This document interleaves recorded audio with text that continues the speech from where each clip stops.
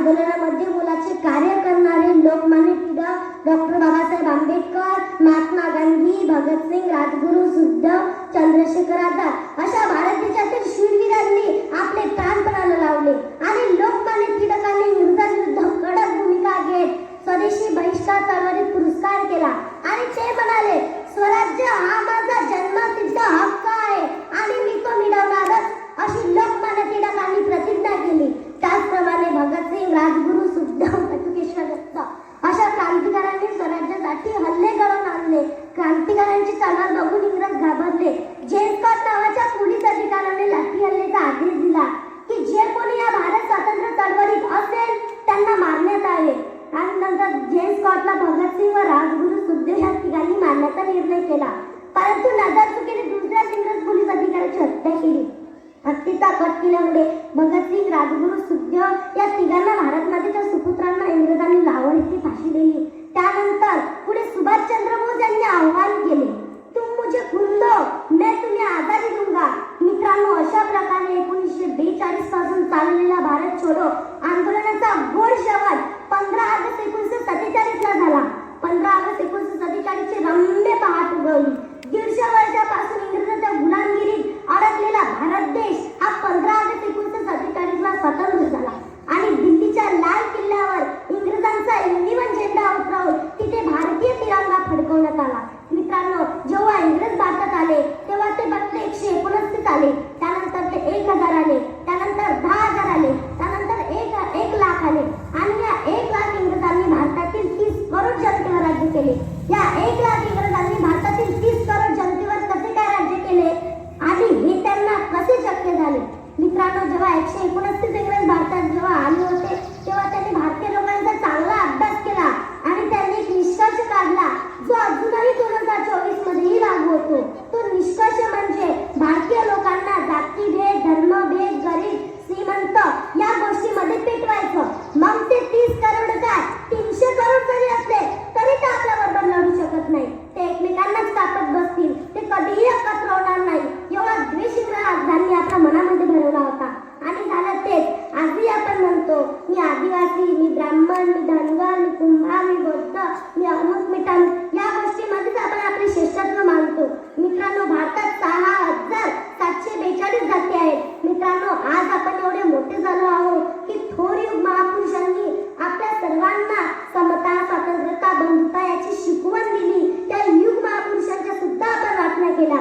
रामोजी भांगरे हे आदिवासीचे झाले, सावरकर ब्राह्मणांचे झाले, डॉक्टर बाबासाहेब आंबेडकर बौद्धांचे झाले, छत्रपती शिवाजी महाराज मराठ्यांचे झाले, मल्हारराव होळकर धनगरांचे झाले, महात्मा फुले माळ्यांचे झाले, अण्णाभाऊ साठे मातंगांचे झाले.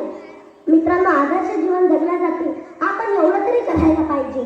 चूक झाली तर मान्य करा, आभार मानायला विसरू नका, सतत हसत चेहऱ्याने राहा, दुसऱ्यातील चांगले गुण ओळखा, रागावर नियंत्रण ठेवा आणि सत्तेची काळ धरा आणि विचार करून बोला.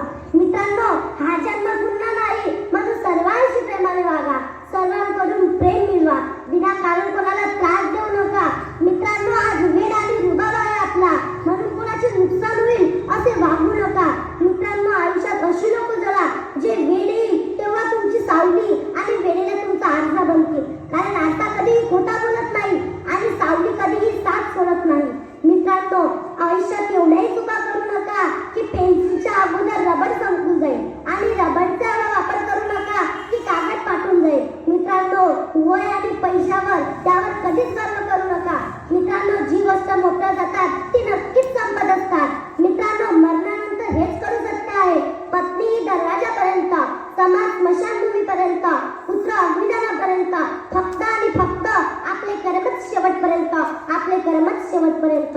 मित्रांनो, जिच्या उदरात आपला जन्म होतो ती माता. मित्रांनो, जिच्या उदरात आपला जन्म होतो ती माता आणि जिच्या उदरात आपण अस्त होतो ती माती. जिच्या उदरात आपण अस्त होतो ती माती. या दोघांमध्ये फक्त विलांटीचा फरक आहे. तो फरक म्हणजे माणसाचे जीवन. मित्रांनो, आता मी तुम्हाला माणसाच्या जीवनातलं एक उदाहरण सांगते. मित्रांनो, एका नदीवर धरण बांधण्याचं काम चालू होतं. तिथे अनेक लोक राबराबत काम करत होते, रात्रंदिवस कष्ट करत होते. मोठमोठ्या दगड होण्याचं काम तिथे चालू होतं.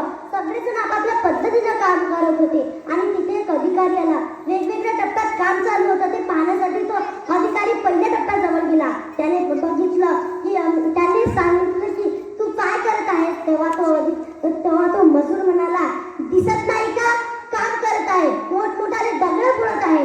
त्यानंतर तो अधिकारी दुसऱ्या टप्प्याजवळ गेला. त्याला विचारलं की तू काय करत आहे. तेव्हा तो मजूर घामाने भिजला होता, त्याचे डोळे लाल झाले होते. तो म्हणाला, काय करू साहेब, मी गरीब माणूस, घरी लेकरं बाळ आहे, त्यांना 4 घास मिळावे म्हणून मी काम करतोय. नंतर तो अधिकारी तिसऱ्या टप्प्याजवळ गेला. त्याला विचारलं की तू काय करत आहे.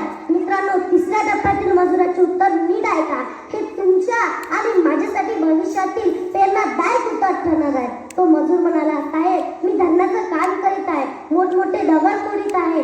जर काय धरण पूर्ण झालं की याची 5-50 गावात ते सुजलाम होणार आहेत आणि त्या गावामध्ये माझं गाव आहे. माझ्या गावामध्ये माझी जमीन आहे आणि त्या जमिनीला खूप वर्षापासून पाणी न मिळाल्यामुळे ती तशीच पडलेली आहे. जर तिला धरणाचं पाणी मिळालं तर त्या जमीन भरभटीने पिकेल आणि माझा परिवार त्या सुखाचे 4 घास खातील.